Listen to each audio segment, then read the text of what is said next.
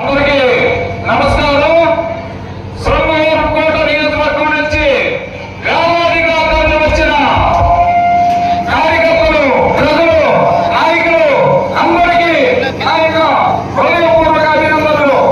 ఈ రోజు మన శృంగవరపుకోట నియోజకవర్గం చరిత్రలో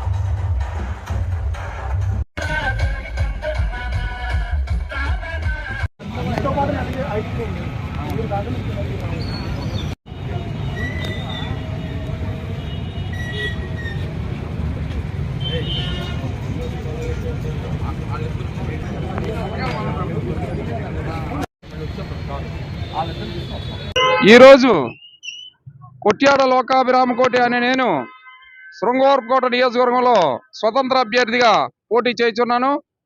దీనికి కారణం ఎన్నడూ బీసీ సామాజిక వర్గంలో మా యొక్క సామాజిక వర్గం 5 మండలాల్లో ఎవరిని కూడా ఎదనివ్వకుండా మా యొక్క సామాజిక వర్గాన్ని ఎమ్మెల్యే స్థాయికి రాకుండా చేశారు.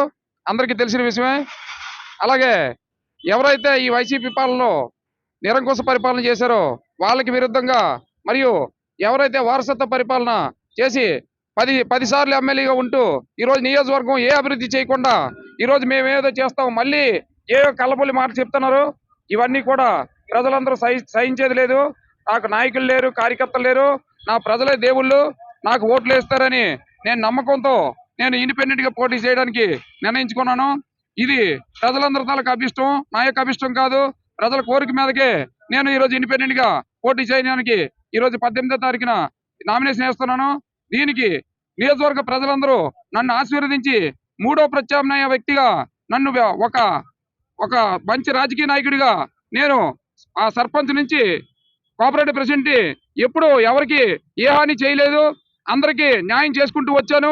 నేను దేశ సేవ కూడా 6 సంవత్సరాలు చేశాను. కాబట్టి నాకు ఎవరికి ఎలా గౌరవం ఇవ్వడో తెలుసు. ప్రతి ఒక్కరిని గౌరవిస్తాను, ప్రతి ఒక్కరికి నేను సేవ చేస్తాను. అలాగే ఎస్కోట్ హెడ్ క్వార్టర్లో అందుబాటులో ఉంటాను. అందువల్ల నేను ఈ నామినేషన్ వేస్తున్నాను. నన్ను గెలిపిస్తారని ఈరోజు ఈ నామినేషన్ వేస్తున్నాను. జై హింద్.